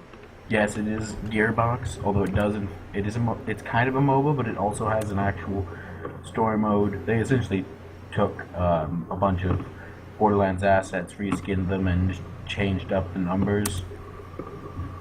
That's the story mode. Gearbox isn't good on story; they're good on fun games. I'm just worried. That's what it is. I'm worried about it because the Gigantic beta officially hits the Xbox One in August, and if it comes out like this holiday season or soon after that, it's gonna be like 2 highly stylized MOBAs on the consoles, and it might be tough. Yeah, but Battleborn's thing is it's all consoles and total cross-platform. Like a guy playing on an Xbox can play against a guy on a PC and a guy on their PS4. Is it completely cross-platform? That was the thing. I gotta see it. I thought that was its I thing. didn't. I know think it was. PC, Xbox One for sure, but I didn't actually see the thing, but I saw the No, press release that led me to believe that. that'd be crazy if that was the case. I thought the PSN pulled out of that deal because of all the bullshit that's happening with Sony and Microsoft right now. Oh no, that's a Gearbox game. Yeah, and I was under the impression. I just thought Sony pulled out of that because Microsoft was pissing in their Cheerios and they didn't like that very well. And I could have sworn that Battleborn was gonna be strictly PC and Xbox One. That's what I thought too. Cause I remember. According to what I'm looking at, it says Bloodborne 2015. PlayStation 4 Battle- exclusive No, gameplay. No, that's Blood, coming to not, PC. that's Bloodborne, not Bloodborne. Battleborn. Oh, I'm sorry. Yeah. Battleborn says all three. Does it? Huh? What I'm looking at right now. Yeah, my It problem shouldn't. is they can say a lot. It's got to work first. Bloodborne should shit. not say all three. Bloodborne should say only PS4. Bloodborne was fantastic. And Bloodborne is fantastic. the thing that worries me out. PS4 just for it. Also, there's a bunch of other cool games coming out that's still primarily Bloodborne. Horizon Zero Dawn. Well, Battleborn, what worries me about that is that I know they did a presentation this past E3, but they were really big about it, pretty heavy about it the previous E3. This current E3, it seemed a little more quiet, and I haven't seen much come through in press releases on the news wire. So I don't know if it's in a little development hell or it's being delayed or what. But I'm still hopeful for it. Game Informer's been doing a bunch of stuff on it. Have they? I'm gonna have to check that out. Stuff on Polygon. Yeah.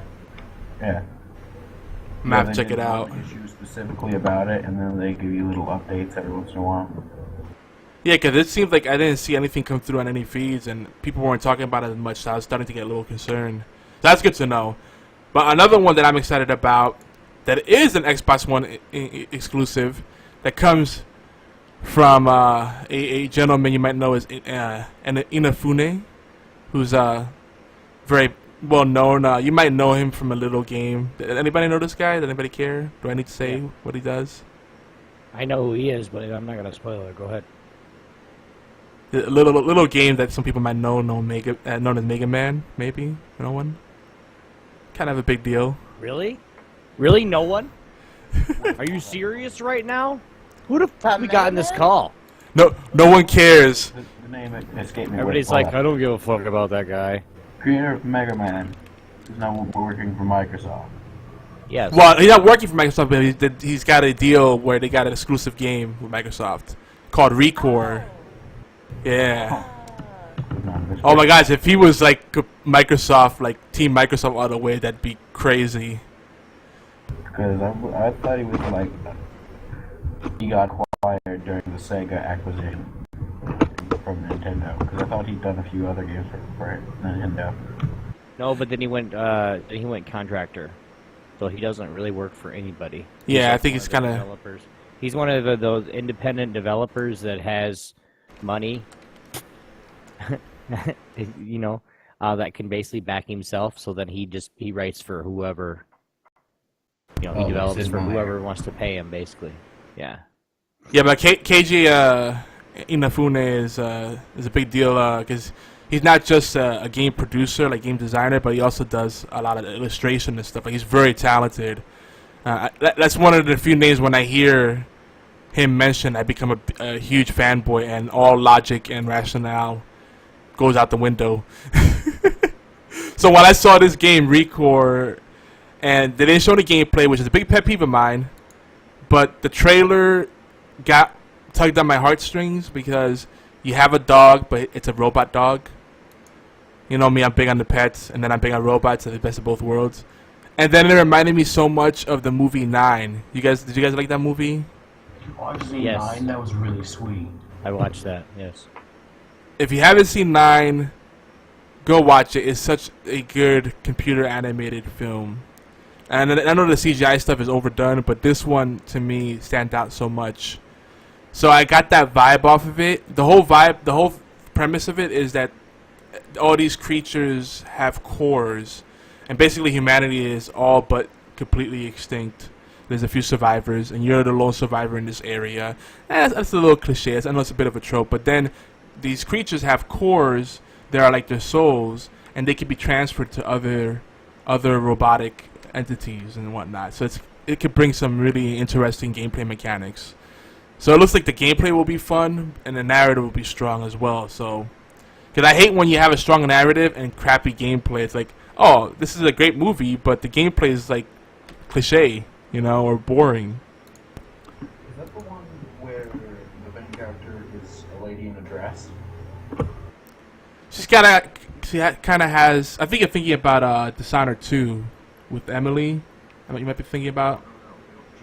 Can't hear you, Lord. We can't hear you, Lord. Yeah, right. Does it sound a little low, bro? A little on the low side. How's that? There you go. Much better.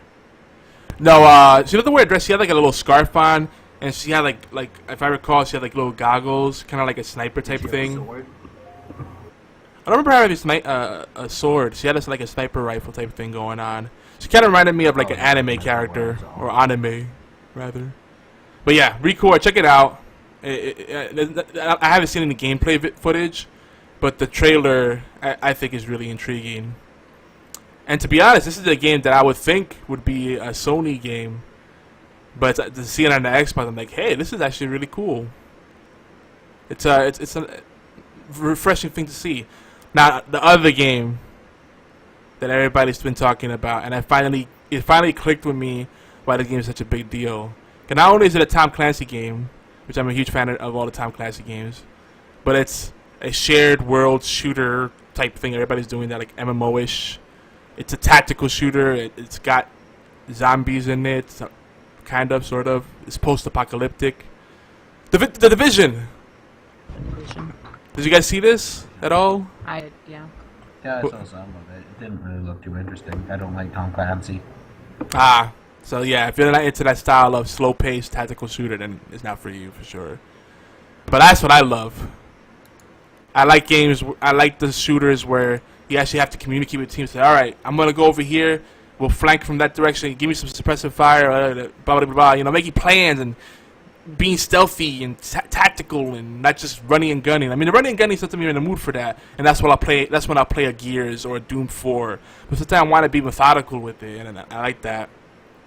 If So, I'm gonna shoot zombies, I want my House of the Dead. I want it in a mobile phone, oh. and I just want to have 2 guns and just go nuts. But I don't think we're going to see light guns anymore. Like, I don't think that light guns would be a thing anymore. It's a shame. I missed that. Was that more? I was just going to say there was one game that, while the gameplay is not for me, and I'm not sure that the game itself will do so well, there was one concept to it that I really loved, and that was the Mad Max game. Oh, yeah. It is an open world game, but it has no backdrop. It's not a flat world, it is a round world. So if you can see it in the game, you can go to it. No invisible walls. Yes, no invisible walls, there's no stopping, and I think that is a concept that a lot of the games that are coming out now should be taking up on. Yeah, because I hate You're about to invisible be walls. dumb. What does that mean? Invisible walls. I'm so sorry. Well, say, like the game Skyrim. If you climb a mountain, or it's the same on, like, H1Z1.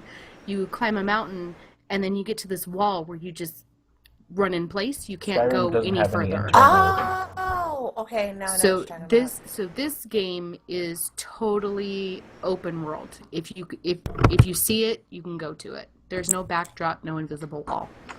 Okay, now I know what you're talking about. Well, on Skyrim, there's no invisible walls. There are only 4 invisible walls that go all the way around the edge. When you can't go up a mountain, that's actually just a climb and mechanic saying that you can't go up that steep of an incline. There's no wall. If you had a horse, you could probably go up it. Yeah, but there are still invisible walls. Like, there's a boundary to that world. And a better example is when you're playing a game that has heavy platforming and kind of like puzzle elements, and you see an area that logically you should be able to go through, but the game just says, no, you can't do it. And you're thinking, maybe I'm missing the jump, or maybe I'm just not hitting the right angle. And you keep trying to make this jump, and then you realize, oh, it's a visible wall. I'm not allowed to go there. And then no narrative. Yeah, like it's like poor level design or poor guiding of the character of the player. So there's no narrative or tip, any kind of feedback that's explaining why you can't get there. It's just like, sorry, just can't do it. You know, that's frustrating. That's now, kind of like it took Witcher 3 to be able to jump in that game, apparently. oh, I've heard talk about that. I haven't played Witcher 3 firsthand yet. 'cause my gameplay is full, but I've heard a lot of people talk about like some of the things that are the weird limitations that are like awkward. There are some awkward limitations in that game for sure. Yeah. I enjoy the Borderlands answer to invisible walls. It's a giant machine gun turret around the edge of the world that if you go off, it shoots you down. Well, and see, that's Oh, that that's what it sucks. is in H1Z1. If you go past that border, you die. This is really strong, supposedly. I don't know. I can't remember exactly what happens, but it gives you a countdown, and if you don't get back over that line within that time, you're gonna die. See, that's a good way of like doing it. Like, there's certain ways to handle it. We just gotta follow. Thank you for the follow. I heard a little music in my ear, and I was like, "Yay!" I think it was at Swage Pie. Did I say it right? All right. So I want to address what BFT said about the division. I'm tempering expectations because people are really hyping it up, but I would not compare the division to Rainbow Six Vegas because there's looting and that changed the experience completely.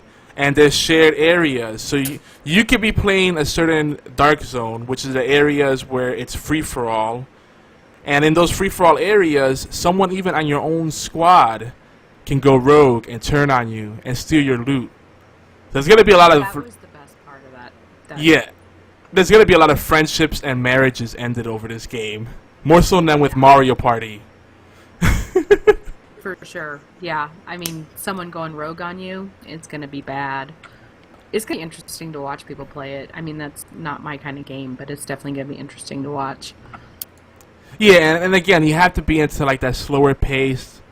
Like, if you're an impatient person and you just want to run in and just guns blazing, and there's nothing wrong with that, this is probably not the game for you. Because you're going to pull aggro, get your whole squad killed. Like, see those guys over there? They're higher level mobs. We should avoid them because they're going to probably kill us. And we have some really good loot on us. And you have to get that loot to an extraction point and wait for the chopper to come and pick you up. You know, there's a lot of cool stuff in there. So you have to, it's like constantly, measuring, balancing out the risk-reward aspect. I think if they deliver on all those quirk mechanics, and it's not just something tacked on like we kind of see in Destiny sometimes, I think it'll be really exciting. Anybody? Nobody? I agree. Definitely. Obi's like smirking over there. What did I miss? Nothing. I have BFT says, "Hey guys, get your the Rainbow Six, Vegas 1 and 2 or something like that. It's like $249." And I was like, "Well, I'm broke as a hobo. Hook me up." He's like, "Well, I'm after bills, blah blah blah," and it counted down. And I said, "Well, I got $1.69 on my Steam account, so all I need is $1." And then they're like, "Sell your CS:GO skins." I'm like, "I don't want to." Rainbow Six Vegas 1 and 2. Love those games. It's a different kind of beast. $249 right now. Yeah, it's tempting. I don't know if I'd rebuy them for $249 though. I would. I have $1, almost $2 on my Steam account. I mean, I just Terrorist Hunt. be really careful, man. Terrorist Hunt. It's all about Terrorist Hunt. The co-op in there, the PvE. That's so much fun. Hours of fun. But that face technology, to get your face on your character in Rainbow Six Vegas, I spent one time at least a good hour and a half shifting my face like a few degrees each time, snapping photos, and then you have to keep your face leveled but shift it a little bit to the side so that it gets all the angles of your head. And a few times when I did it, it gave me like a huge rhinoceros nose, and I was like, "What the hell is this?" I looked ghetto as hell.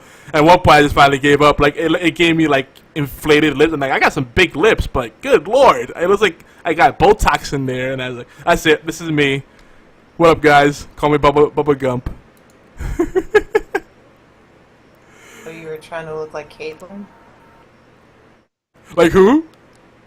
Like it made you look like Caitlyn Jenner? Oh God. Why is Caitlyn Jenner coming up in the media so much lately? I don't get it. Like, I keep hearing people talk about it. Because she looks better than her ex-wife? Yeah, I guess that is a big deal. You got a sex change, kind of a big. Caitlyn Jenner still has the goods, the original packaging still, right? It's pre-op. The pipes are Yes, the pipes are still there.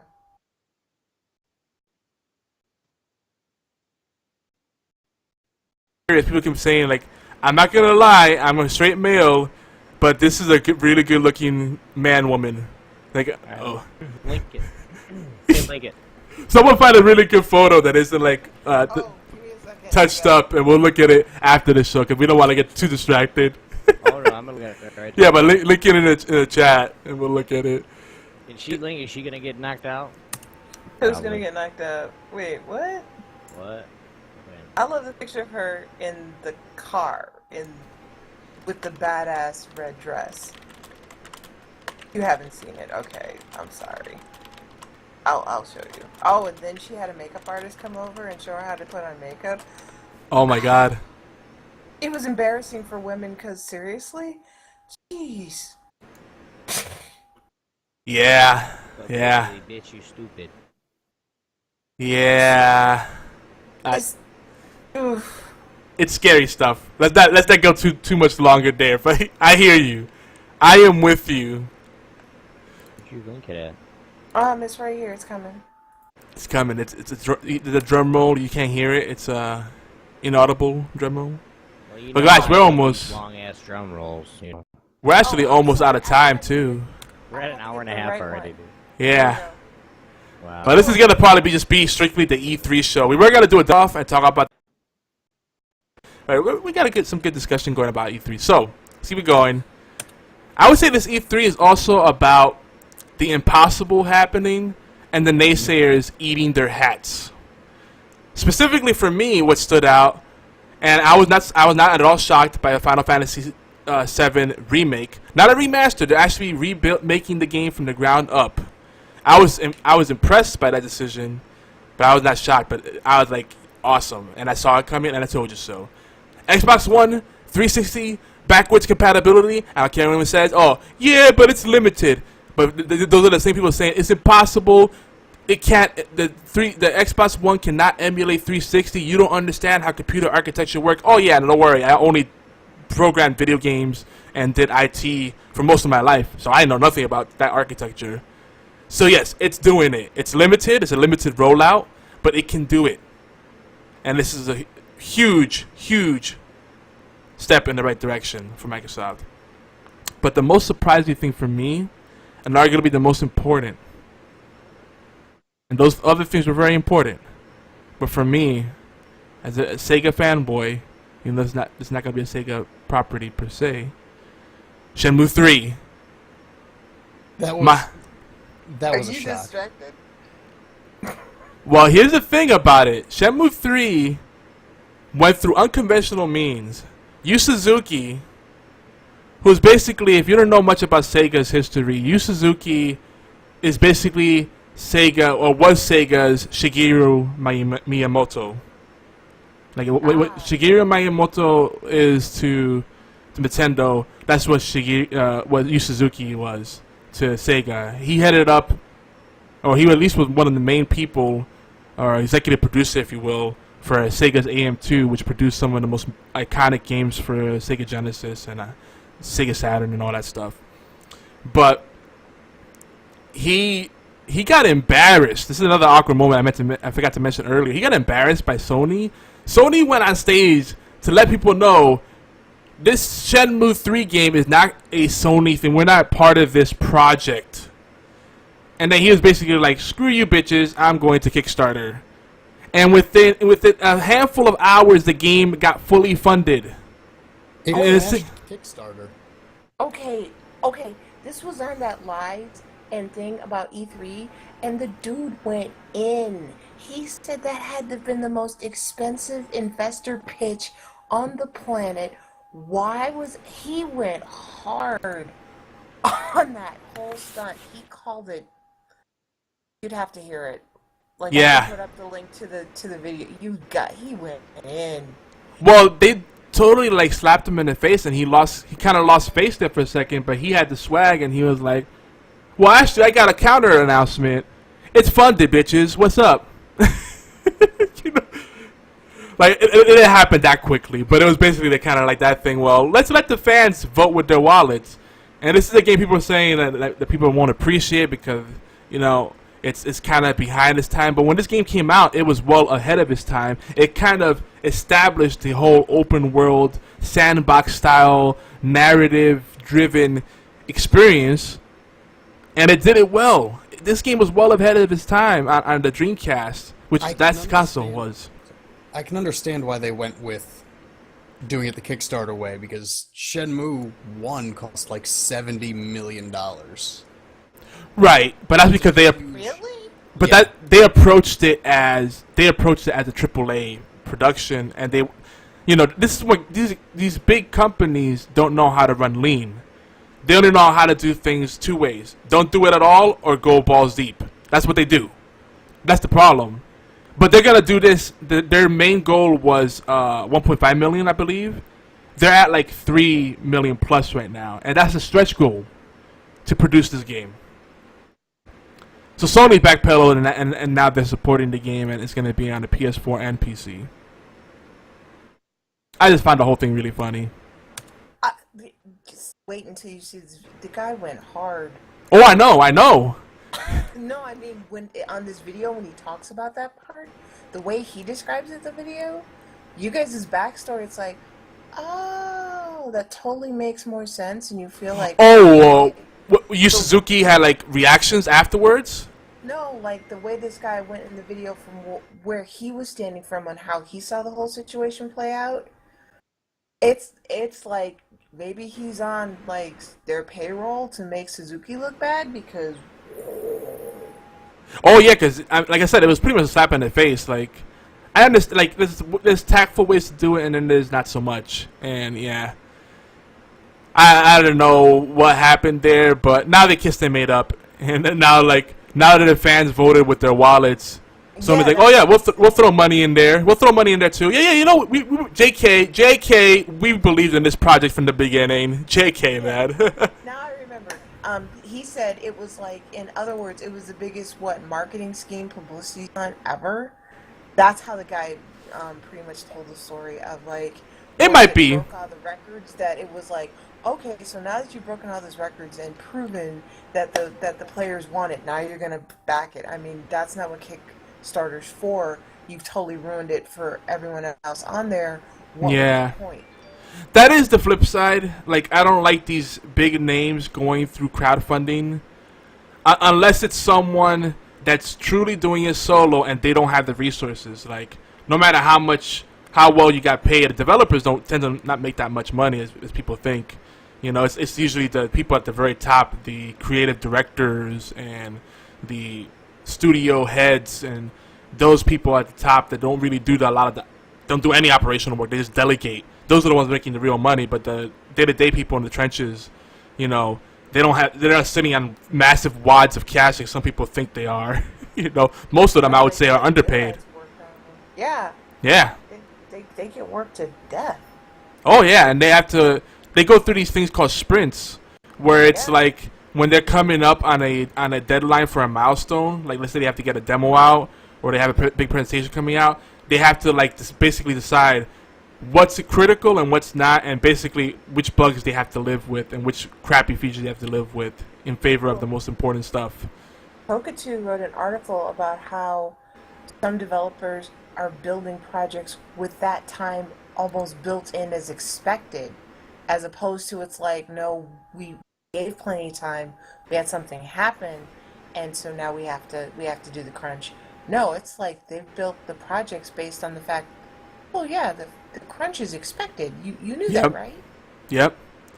Oh yeah, that's why a lot of them overstaff too initially, and then they have massive layoffs to just bring it down to a core team. It's really sad what happens. Like on the developer side, I have tons of people that went into the business full time. I almost went that route. I love the industry. I love gaming. I love developing video games, but I don't do it full time because of that very thing. Is like, yeah, I don't want to end up hating something I'm very passionate about. I'd rather just be the guy that does some pet projects, maybe does some freelancing here and there, but not end up hating something that is such a big part of me. But yeah, it's scary. It is. It's sad. Sad. It's sad for the whole industry and situation. And that, I mean, you're paying all this money for games, but the people who are really doing the blood, sweat, and tears to make it happen are what? It's like slave labor, sweatshop type thing. I mean, where does it? I don't get it. Yeah, it's there's some scary stuff, and it's an industry where there's still not that much regulation. It's been self-regulated for the most part, which is why the ESRB was born. Because they said, well, we don't want the government stepping into this, so we'll police ourselves. And it's a voluntary thing. People don't have to put ESRB ratings on their games, but they do it because it just circumvents a lot of issues with localization and distribution and all that stuff. So, and you know, just general PR nightmares. But anyway, That's what it seems like it's supposed to do. But for all, for self-regulations and stuff in industries, it's almost like the people who might have put that together, who had the heart, who was the person you would toe the road for, aren't the people who are still there. And now it's not like self-regulation. It's just trying to keep people from getting paid. It's weird. yeah, I mean, any system that relies on human judgment is always going to be flawed. Yeah. Sadly, you know. But man, we still have a lot of stuff going on here in chat. So BFTA has an update. He said Shenmue 3 raised 3.2 million of a 2 million goal. I thought 2 million was a stretch goal, but yeah, 2 million sounds more reasonable actually. And it still has 28 days left to go still. Now, mind you, most Kickstarters will peak at the beginning. They'll have a spike in the beginning, and then a spike maybe in the middle, and then a spike at the end when there's the mad rush. So this is, 20 days may seem like a lot, but they're going to raise are they going to raise like 10 times as much money? No, but there'll be some other spikes. Yeah. The goals, the sponsored perks, did you see these perks at all, Obi? Like, they have some crazy sponsor levels. Like, there was like a 10K sponsor level where you get the jacket that the guy wears in Shenmue. And like some like Japanese style, the coin machine toys, which are really cool, little chippies. I don't know, I thought it was cool. It's a series that's really near and dear to my heart, so I'm excited about it. But we'll move on. I was kind of hopeful that along with the Xbox 360 backwards compatibility for the Xbox One, that we'll also see Xbox Live Arcade come back in some form, because I appreciate what they're saying, games are games, but it's good to have some kind of categorization so that like you said earlier, I forgot who said it earlier, about having identity and consistency. So when people look at your platform and your ecosystems, they can see, okay, so this is what you're offering. This is your sports experience. This is your sports ecosystem. Or you're primarily a sports platform. Or you're primarily an RPG platform. So now people understand. Like, and 360 did a really good job with that. Like, hey, we're primarily sports and mature gaming, but we also have the arcade for the family gaming experiences and like the game nights, and they were really smart about doing that, because it made it easy to find things and discover things that may have otherwise been overshadowed by the AAA titles. You know what I mean? And they don't really have that now. They got this thing. They said they're bringing it back. Like Windows 10 is supposedly built for gaming. Like it's Yes. going to really set it off to where it's more efficient, more effective, more community, where you can like really play with other people and just they're done. They're like, this is it for gamers. We've drawn a line in the sand. Supposedly, they were saying that with Windows 10 and the latest DirectX distribution, which is going to be retrofitted to the Xbox One in the new dashboard experience and new firmware and all that stuff, supposedly that the way it's programmed, the way that the framework is set up, it's optimized to get the most performance out of a platform. So all the people complaining about, oh well, this is not a cajillion FPS, and it doesn't have enough P's. Where are the P's? It's only 720p. Oh, I want more P's. No one really cares. Like, when it comes down to it, most people, the average person that's complaining about this stuff, if you put two TVs next to each other with one that has full HD and one that has, a 720p feed, they won't be able to tell the difference unless they're really staring and really trying to find it. You know, you can swap it and it'll be like the taste test, and they'll be like, "Oh yeah, this is definitely the Coke. Nope, that's the Pepsi." Come on, people build $2,000 game rigs and then put Minecraft on it. I'm glad you said $1,000 gaming rig, playing League of Legends. that. I bought my partner one of those overloaded systems. Not that much. When it was originally purchased, it was a $3,000 build. The guy had massive stuff, 3 monitors. He did a lot of like flight simulator games. Ooh. Overclocking, all that different jazz, and then he moved up to something higher. So it's a monster for League. But, you know, it gives plenty of room to last for a really long time. So, you know, it was done to, like, have longevity. Yeah, and PCs are good about that, like having longevity, because it's modular. You can always, if it starts falling behind, you replace a component. Maybe you spend $100. Maybe if you want to go a little more, you spend $800. But you're good, you know. Yeah, you know what I'm saying, right? Well, mine, Yogi. I mean, my PC, we all know what it is, but I mean, I built mine for about $800. Yeah, and and you have a sweet rig, dude. New egg and all that other stuff. So, I mean, You're gifted, man. You're gifted. no, not me. I'm dumb. My tech guy is good. Okay. I see what you're saying.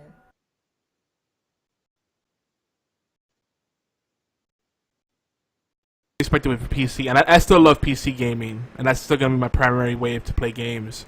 But you know, Xbox One right now for me is the hot unit, so you know, I'm being a console peasant. But I see the appeal of consoles, and I see they're a necessity, and they have their benefits, definitely. But console gamers should not be getting into the tech wars, because they're always going to be lag behind anyway. This should be focused on the gameplay experiences, and let us weird PC elitists. Well, I say us, but I don't think any of us in here is elitist. But let the PC elitists go and say, well, I just did a little overclocking and I added 16 gigabytes more RAM into my computer and some liquid, and I.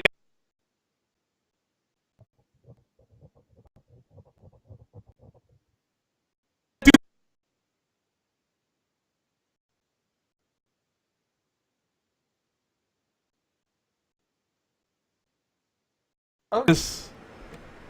But here's the part I'm going to say to you, that honestly, when somebody said it, it was like, ouch. They were like, you know, they were a PC person. They listened to all the, you know, the rants back and forth. They were very polite and all that. And they said, so let me get this straight. You're mad. PC people, you're mad because there's someone who doesn't want to do tech support all day. So they just buy a gaming computer that no tech support, just pop and play. Yeah. And you know, console people, you actually think you've done something when actually it's a computer that you could do your taxes on, but you have a $600 computer that you use pretty much like a netbook and a gaming system. So both of you spent the same money to do the same stuff. What did I tell you before the show? It's the same thing. You put a fucking Xbox or a PlayStation into a computer and you have a shit piece of crap. It's all gameplay. It's all the experience. Yeah, and then maybe. I didn't disagree. I said it differently. No, I'm talking to Yogi because. No, it's true. Show we said this. The main thing is the out of box experience, right? And the uniformity of it, and that's one thing that console will always be better at. Is there's no elitism of saying, well, I got the better system. Like, no, we all have the same system. So all we're focusing on is the gameplay experience, and that's the nice thing. You know, like, I hate to say it, but sometimes when I play my console players do you hang out with? I mean, when I play my PC gamer friends, are really like PC purists, and I even mentioned console, they're like, scoffing at it. But it's a constant dick-sized comparison. It's like, well, I just spent $2,500 on you Titan video. Anything important to spend your money on. Oh, dude. You know? Sounds like the people who play Vintage and Magic and get all foils. It's like, really, your deck already costs 20 grand. You want to make it cost 100 grand? Yeah, exactly. Like, you can't talk about something else. Like, you're telling me what you spent your money on to make your computer even better than what it really is. Like, you know, you want to just slap me on the face with your cock while you're at it? Jeez.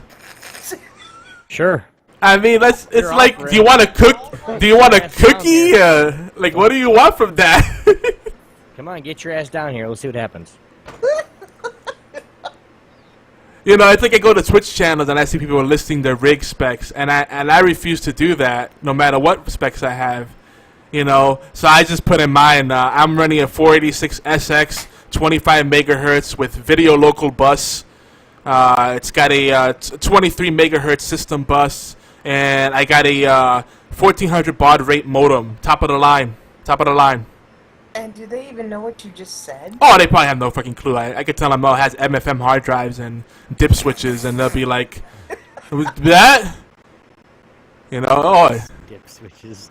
I'm gonna do that on mine. I'm gonna be like, processor, hamsters. 2. No, I got 8 hamsters actually now. Yeah, They made it. Got I was gonna upgraded do every- gerbils. go to a Twitch channel. No, hamsters run so much faster, dude. I tell you what, go to a Twitch channel where someone's streaming from console and people are talking about the game, their experiences with it, or how they want to play it. They're asking questions about the game. They're asking about how each other's week is going. There's some toxicity in there, don't get me wrong. But you go to a PC-only stream and the people are like, what specs are you running? Oh, like, that's nice and dandy, but you should have really gone with the 975.2 instead of the 970.1 because you could get this out of it. It's like, shut up. I got Okay. that. You sound I like a got that fucking when I bought my nerd, computer. dude. Hello, guys. I would like to, excuse me, I gotta push up my glasses. Yeah, that's the voice that makes you want to punch someone in the face. I know, and I want that's what I want to do to Yogi right now. That's how they sound to me when they talk like that because it's a condescending thing. It's not like a pleasant conversation. It's like, oh, that's cool. I should try that. Or, you know, sharing like, you know, like guys talking about cars and saying, oh, you know, I'm having this problem with this car. What do you think I should do with it? No, maybe try this. You know, it's not like that. It's like elitism. It's just like, well, that's rubbish. That was good like 3 months ago. It's basically what it is. If you didn't purchase exactly what they would have purchased, you're a scrub. Doesn't matter. It doesn't matter, and it doesn't matter about what you're using it for. Like, okay, guys, and I'll be upfront and honest with you. I have an AMD rig, and I'm fucking proud of it. I love my AMD rig. Every time I get on my stream and like be like, so how's that AMD running for you? That's running great. I love it. I've never had a problem. Well, you should get Intel time. Really sorry to say this, but Intel I've had nothing but issues and tech issues and problems with, so I went AMD. Well, if you really wanted the best gaming computer you could possibly have, you got to get the same thing, but make sure it's Intel next time. How about you just fuck off and go shoot yourself? Dude, and like, Come in my and channel. not like 3 to 5 years ago, AMD was considered the way to go for gaming. Not too long ago. And now it's like, No, not even that. Like 2 years ago, dude. it's so funny. It just popped off because of the new threading system that the Intel upgraded to. So that's the only difference between AMD and Intel is the Okay, but threading. guys, That's it. but guys, here's the What? part you're missing. Here's the part that's so great. When you have nerds out there like that that's doing the whole pissing wars, people like me can get their brand new, nothing wrong with it, top of the line stuff for dirt cheap because the It's true. computer I got might have been built for $3,000, but you think that's what I paid for it? Hell no. Heck no! So then, so far as I was concerned, I stole that bad boy. I mean, that was straight up robbery. I just look. That's what happens when you just like you got dick envy or whatever it is. I'll take your old stuff. Oh, it's old. That's crappy. That's true. That's my pro tip. You know, I like to go with the family. We go dumpster diving by the rich people. You know, 'cause they throw away perfectly functional things. Even Oh my god. whole pizzas that haven't been eaten, and it's great. We make out like. I'm kidding. Funny dumpster diving story. Scanner still under warranty, sitting by the dumpster. How about that? Oh yeah, it's true. But go ahead, Peter. What's your dumpster diving story? Oh yes, please. So I want to hear it. I live in Connecticut by Yale. Oh when yeah, the- you got a good one. When the kids move out after graduation, they Oh, have God. the streets lined with fucking dumpsters. Lined with them. Oh A buddy of man. mine got 2 iPads, a MacBook Pro, 5 or 6 Blackberries, and iPhones out of the dumpsters. Good lord. Same I thing want to happens. too. Killing. Same things with same thing right here, right down the road from me with Grand Valley. When they go home during the summertime, and then after first semester or just whatever, they'll line the streets. Even especially in the summertime, they'll line the streets with dumpsters right outside the dorms and everything. And we just tried to buy hell a couple years ago. Brand new bike, still had the price tag on it, mountain bike. Wow. Had And I still thought had the sticker on the middle bar. You know, it was a Walmart bike, but still, it's brand that's not new. the point. The free bike. It's a free bike, yeah. Bike is a bike. Like 2 years ago, I found a full range tower with 6 monitors. 2 of them were broken, but I picked them all up and went and sold it to my buddy for about $400, and it was all free. And he's got one of the best gaming rigs around. Man. So- I thought it was bad here around Arizona, man. I would need to come out by you. Shit. I'm saying. Oh, man. Killing. You know why? You know the reason why I haven't bought a cell phone in the last 5 years is for? And look, guys, You dumpster I have a new Evo. I mean, this is the new Evo 1. I mean, it's fine. I have it. But I didn't pay a dime for this bitch. I fucking got this motherfucker out of a dumpster. There you go. Man, can you put me on your Christmas list for the next time you go? So I can just shop at Yostar? It's Fuck, Yostar. Walmart. Just remember, make sure you bring a buddy system, because some people will throw punches if they'll try to claim something you obviously saw first or had your hands on first. Then it can get ugly. No. I went to jail over that shit. Yeah.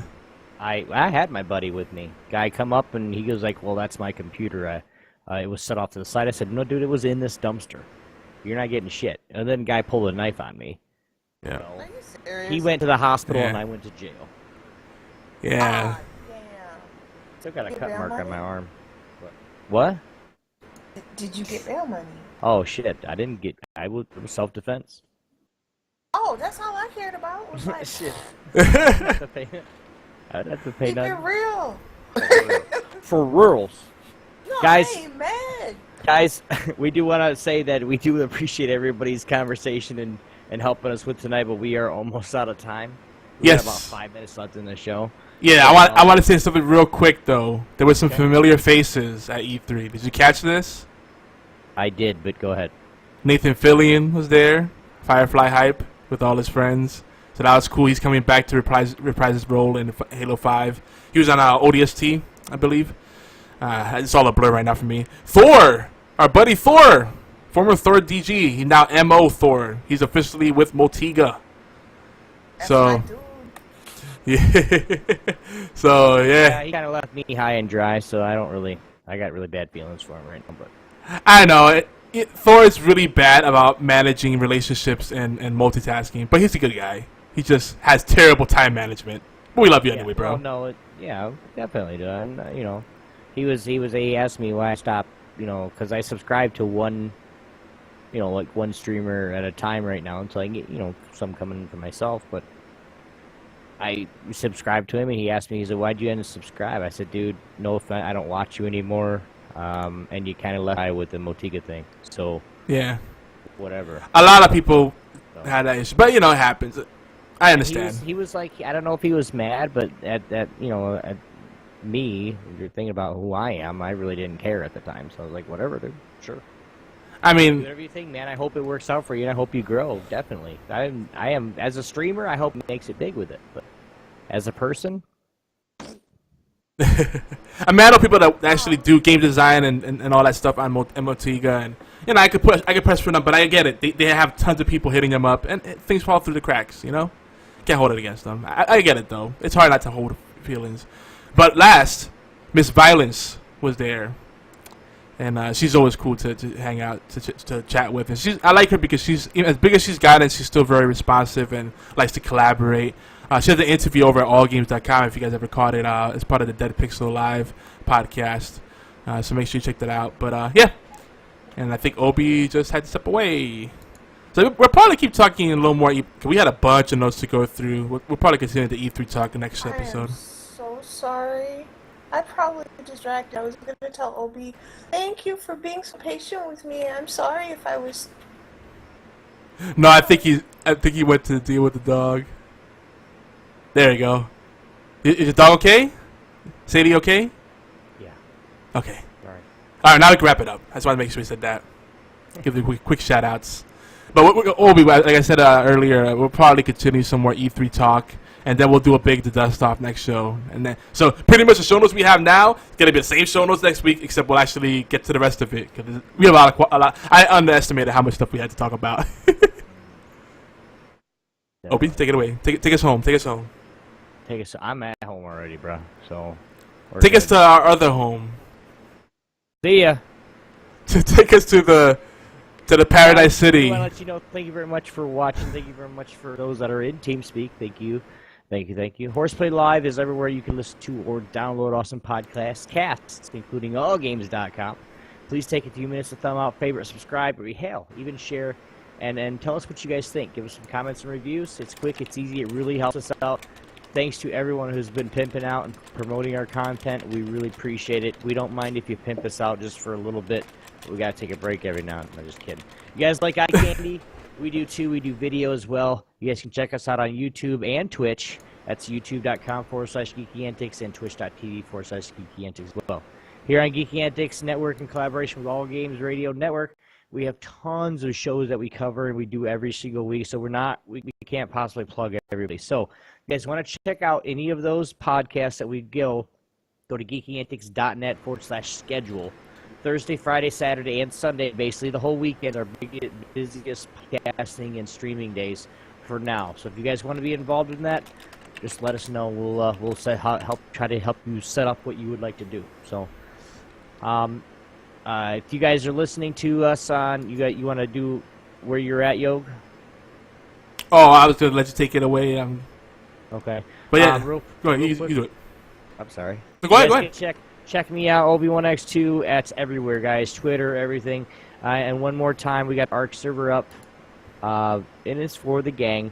Right now, just hitting Geeky Antics as you go to ARC. So, you guys can hit me up on myself, my Twitter, my Instagram, my Twitch, everything. Yogi, what about you? I'm Yogi's11 everywhere. Xbox Live, Twitter, and Tumblr, Instagram. I don't know. What are the cool kids using these days? I don't even know anymore. Whatever the social media is. Some people like to say social media, even though media is plural anyway. Social medias. Whatever the cool kids are doing, I'm probably there. I'm trying to be youthful and keep up with these youngins, you know. Definitely do. With a target demographic. But everyone else should pimp out their stuff too before if we go a little over, it's okay. I can condense it. Mark? I am Morgana Freya pretty much everywhere. I think I'm Morgana Freya 13 on Facebook. I think that's the only odd one. Yeah. And I'm beard and hat everywhere. I think I might still have a MySpace. Yeah. Oh. Sorry. Everywhere. I definitely have a MySpace. I don't know how to log into it anymore. Now, what is your name, hun? You have Geeky Antics up, so what is your name exactly? Oh, me! I Yeah, be you. loud. I be loud? Be loud. That's my gamer tag. Do you have a stream or ID tags for Xbox or PlayStation or anything like that? Yeah, you're Facebook, adorable. Twitter? Yes, I met Yogizilla from trying to do some networking for my site, Gods of Mayhem. We want to get more people to watch esports and games like this and show the world why esports is important and why gamers do what they do and that it's not just all kids anymore. It never really was. So it's Gods of Mayhem. We're pretty easy to find. And I Be Loud, we're still trying to get established. We're still learning from people like you who really worked hard to get the message out and help gamers. So I'm still Awesome. learning from you guys. You know. It's a long road. Thank you so much for having me on the show. Oh, yeah, Definitely, thank you. it's a long road, but we'll get